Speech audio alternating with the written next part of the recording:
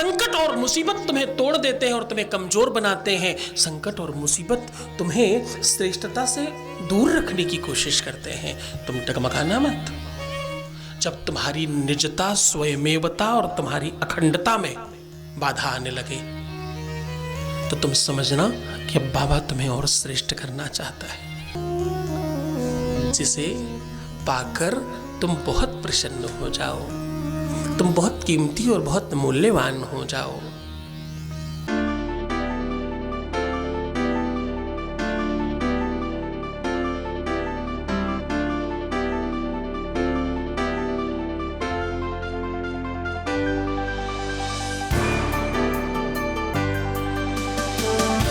आप देख रहे हैं लव विद एस्ट्रोलॉजी।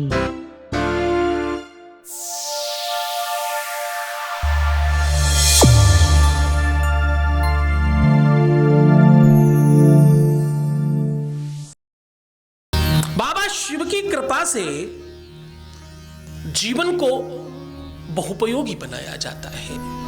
जरा ध्यान से समझना, इसमें कोई गुरु की का महत्व नहीं है, इसमें बाबा का महत्व है। गुरु शंकर रूपिणो, मेरी शुभ महापुराण कहती है, बाबा की वाणी कहती है इस प्रकार, क्या? गुरुर शंकर रूपिणो। जो पहला प्रथम गुरु हुआ, आदि गुरु शंकराचार्य की बात करूं अगर मैं, तो पहले आदि गुरु को क्या कहा गया? शंकर आचार्य। कौन सा आचार्य? शंकर आचार्य। बिना शंकर के, वैसे तो हर कंकड़ कंकड़ शंकर है जब कहते हो ना, तो तुम समझना कि तुम मिट्टी से ही तो बने हो। तुम में जितने कंकड़ हैं, जितने भी कण हैं मिट्टी के, वो सब शंकर हैं। तुम शंकर से ही बने हो, शंकर ने ही तुम्हें बनाया है। इसका महात्म्य कहना मानो सूर्य को दीपक दिखाना है।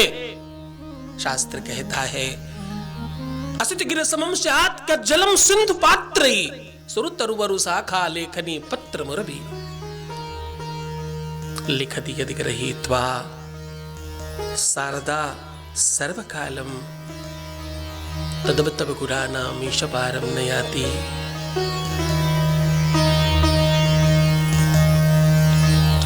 समम स्यात् का जलम सिंधु पात्रई, मतलब सारे के सारे पर्वतों का चूर्ण बना करके समुद्र में अगर डाल दिया जाए, उसकी दावात समझते हो ना, जिससे लेखनी, पहले ये पेन नहीं होते थे ना, एक हमें तो देखो याद है, हम कांच की किसी भी बोतल में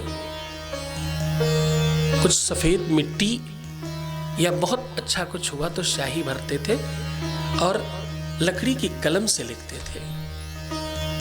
आदिकाल की परंपरा है। बस वही कहा जा रहा है, सारे पर्वतों का चूर्ण बनाया जाए, सागर के पानी में डालकर उसकी दवात बनाई जाए, जितने भी तरवर हैं, जितने भी पेड़ पौधे हैं ना, वो सब के सब जोड़कर एक कलम बनाई जाए और पृथ्वी जैसी विशाल भूमि को कागज बनाया जाए और लिखने वाली स्वयं माता शारदा हो। फिर भी लिखा नहीं जा सकता, कहा नहीं जा सकता।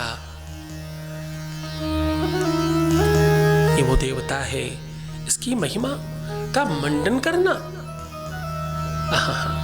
कुछ भी कहना बहुत मुश्किल है। सरल है तो पिंड है, और जरा सा भी असहज हो जाए तो ये महाकाल है। इसके इतने सारे रूप हैं, इतने सारे स्वरूप हैं, और अपने से ही सब निकलता है और उसी में सब समाहित हो जाता है। कुछ नहीं होता।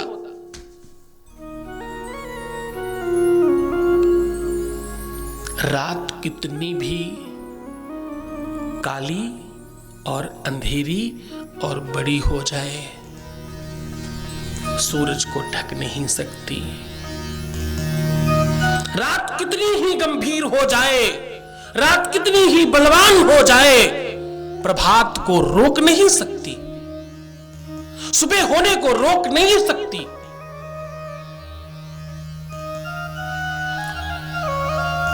रात्रिर्गमिष्यति भविष्यति सुप्रभातम भासानो देशते हसस्यति पंकजश्री। वो होगा ही। तुम्हें तुम्हारे नाथ पर भरोसा है, तुम्हें तुम्हारे शंकर पर भरोसा है। तुम्हारा व्यापार, तुम्हारा काम, तुम्हारा धाम, तुम्हारी व्यवस्था, तुम्हारी नौकरी जब तुम कर रहे थे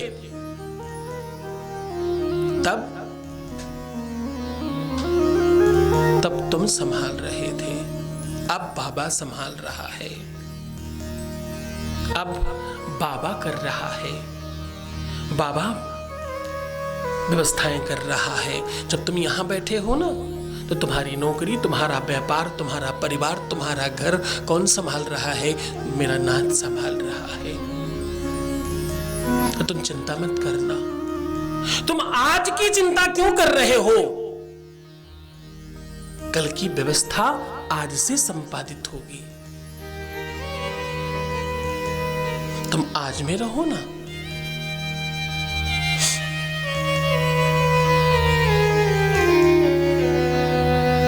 बाबा लुटा रहा है, बाबा बांट रहा है, तुम लेने को तो तैयार हो जाओ। तुम कुछ मत सोचना, सारी दुनिया एक तरफ और तुम एक तरफ। तुम्हें सिर्फ एक ही चीज पर ध्यान देना है। वो क्या? बाबा की भक्ति। तुम क्या ढूंढ रहे हो? बहुत भटक रहे हो। अगर तुम्हारा मन अशांत है, अगर तुम अपने आप को रोक नहीं पा रहे हो, अगर तुम्हारी चंचलता, तुम्हारी विषमता, तुम्हारी किसी भी गति की वजह से, तुम्हारे किसी भी कारण की वजह से तुम बहुत बेचैन हो, तो ढूंढो मत, खो जाओ। शिव भक्तों, बाबा के हो जाओ। ढूंढो मत, खो जाओ। इस मंदिर में, उस मंदिर में, इस मंदिर में, इस दरबार में, उस दरबार में, ये बाबा, वो साधु, वो महात्मा, ये संत, ढूंढो मत, खो जाओ। भक्तों, बाबा के हो जाओ। सब छोड़ो, नाथ के हो जाओ। ये तुम्हें संभालेंगे। तुम सबको संभालते घूम रहे हो, ये तुम्हें संभालेंगे। तुम पिता ढूंढ रहे हो, तुम्हें बाबा मिल रहा है। जब बाप का बाप बैठा है तो तुम क्यों चिंता कर रहे हो? मेरा नाथ बाबा है, पिता नहीं। तुम जब किसी मंदिर में जाते हो तो तुम कहते हो तुम्हें वो माता च पिता, तुम्हें वो बंधु सखा, तुम्हें वो, तुम बस यहीं तक रुक जाते हो। ये उसके ऊपर का इंसान है। मेरा नाथ संपूर्णता का नाम है। मेरा नाथ शिखरता का नाम है। आप लोगों में से कम लोग ये जानते हैं। मानसरोवर यात्रा पर अभी भी बहुत सारे रिसर्च हो रहे हैं। वहां की ऊर्जा, वहां की तरंग और वहां का स्पंदन और वहां का एहसास अभी तक पूरी तरह से समझा नहीं जा पाया। क्यों? क्योंकि वो मेरे नाथ का स्थान है, वो बाबा शिव का स्थान है।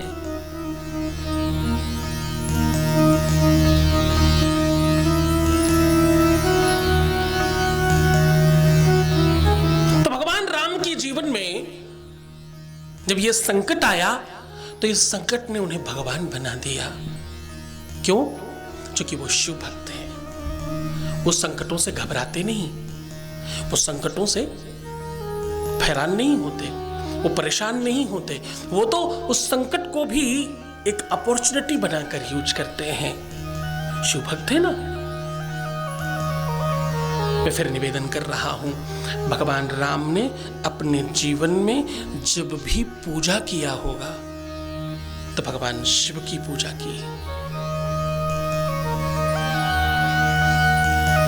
इनका विवाह, इनका जन्म और इनकी श्रेष्ठता सारा का सारा शिव में है। आचार्य सतीश अवस्थी जयपुर आ रहा हूँ। जय शिव शंभो, जय शिव शंभो, जय शिव शंभो, जय शिव। जयपुर में हजारों लाखों लोग लाभान्वित होंगे जिनके भी जीवन में, प्रेम में, रिश्तों में, संबंधों में या परिवार में किसी भी प्रकार का कोई भी संकट है, किसी भी प्रकार की दिक्कत है, वो सिर्फ और सिर्फ 3 दिनों में ठीक हो जाएंगे। आइए राजस्थान की पावन धरा जयपुर में बाबा शिव की महिमा और दिव्य दरबार शक्तियों का आह्वान हो रहा है। आइए और मिलिए मुझसे जयपुर में 3 दिन के लिए 27, 28, 29। स्थान सत्संग भवन श्री गोविंद देव जी मंदिर जयपुर राजस्थान। ओम नमः शिवाय। संपर्क करें, नंबर है 99 36 60 1255 99 36 60 1255। तो ये तुम्हारे लिए मांगलिक कार्यों का सूचक है। जिन लोगों को बहुत दिनों से विवाह नहीं हुआ, जिन लोगों का वैवाहिक सुख से जो वंचित हैं, जिनका वैवाहिक सुख ठीक नहीं चल रहा, जिनका मांगलिक कार्य हो चुका है, विवाह हो चुका लेकिन सुख नहीं मिल रहा, या विवाह ही नहीं हुआ, दोनों में या तो हमारे पास परमात्मा ने उस दिशा में जाने का अवसर ही नहीं दिया, या तो वहां तक पहुंचा करके भी हमें अधूरा रखा, हमें किसी चीजों से अछूता रखा। इन दोनों की दोनों परिस्थितियों को तुम ठीक कर पाओगे। तो ऐसे में क्या करना? बाबा को 5 गांठ हल्दी की दूध में डाल करके चढ़ाना। पीसना मत, उसे तोड़ना मत, साबुत 5 गांठ हल्दी की डालो और लोटे में दूध भरो, उसी में हल्दी की वो गांठ डाल दो। दूसरे पात्र में जल ले लो। साथ में 2 पात्र लेकर जाने हैं तुम्हें, एक में जल और एक में हल्दी की डली हुई गांठ के साथ में दूध। और ये अपने घर से ही बनाकर ले जाना, वहां जाकर मत डालना, वहां जाकर पैकेट खरीद करके लोटे में मत डालना। ये सब अपने ही घर से लेकर के जाना। और ध्यान रहे, ढककर ले जाना, किसी शुद्ध और साफ स्वच्छ कपड़े से ढककर ले जाना। और वहां जाकर के एक साथ दोनों धार डालना, एक एक करके नहीं, पहले दूध डाल दिया फिर जल डाल दिया, पहले जल डाल दिया या बाद में दूध डाल दिया, ऐसा नहीं करना। दोनों धार एक साथ डालना। और क्या कहना? ओम ह्रीं प्रेमेश्वराय नमस्तुभ्यं। क्या कहना है? ह्रीं प्रेमेश्वराय नमस्तुभ्यं, ऐसा कहना। और दोनों धार ठीक से डालना, दोनों धारों को आपस में टकराने देना, फिर भगवान शिव पर चढ़ाना। ऐसा करने से तुम्हारे ये सारे के सारे दोष समाप्त हो जाएंगे। और तुम जब 5 हल्दी डालते हो तो तुम अपने पांचों के पांचों तत्वों को, तुम अपनी पांचों के पांचों एलिमेंट्स को बाबा शिव के सहारे छोड़ रहे हो।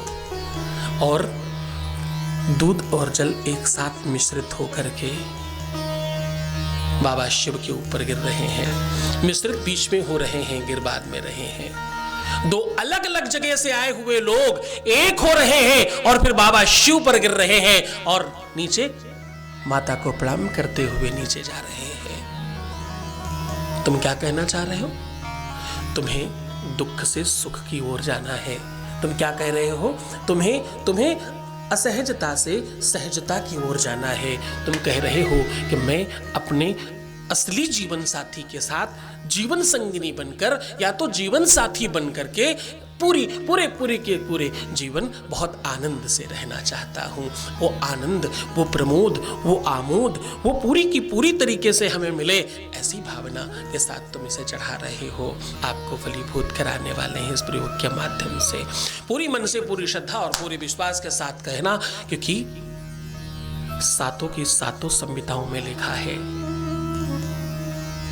बाबा शिव की कृपा पाने के लिए तुम जैसे ही कुछ कदम बढ़ाते हो, वो अपने आप आपकी तरफ बढ़ते हैं और वो सब देते हैं जो तुम पाना चाहते हो। श्री सद्गुरुनाथ जी महाराज के प्रकल्पों में सबसे महत्वपूर्ण है आध्यात्मिक शिव नगरी की स्थापना एवं बाबा शिव की महिमा कथा एवं गौ सेवा, वृद्धा आश्रम, शिशु बाल विकास, अन्न क्षेत्र, भोजन वितरण, गरीब कन्याओं का विवाह, निर्धनों को रोजगार की व्यवस्था के साथ साथ हॉस्पिटल, योग्य क्षेत्र, आयुर्वेद धाम, ध्यान भवन, सत्संग भवन, सेवा धाम, विश्रामालय, वेद विद्यालय एवं संग्रहालय, अनुसंधान भवन, रिसर्च सेंटर, ग्रंथालय और 27 नक्षत्रों के वृक्ष, भव्य प्रेमेश्वर महादेव की प्रतिमा, शिव परिवार मंदिर का भी निर्माण किया गया है। आपका संस्थान पूर्ण प्राकृतिक वातावरण, हरियाली और शांत प्रदायक क्षेत्र में स्थित है। यहाँ हजारों लोगों को भगवान शिव की भक्ति से जोड़ने के साथ साथ सतमार्ग पर चलना भी सिखाया जाता है। यहाँ वेद, वेदांग, पुराण, शास्त्र, ज्योतिष, आयुर्वेद इत्यादि पर रिसर्च के साथ साथ शिक्षा का भी प्रबंध है। यहाँ रहने का अनुभव वैसा ही है जैसे शिव भक्त रहना चाहते हैं। आप इन प्रकल्पों से जुड़ने के लिए, दान के लिए संपर्क करें 9936601255। अधिक जानकारी के लिए 8447832114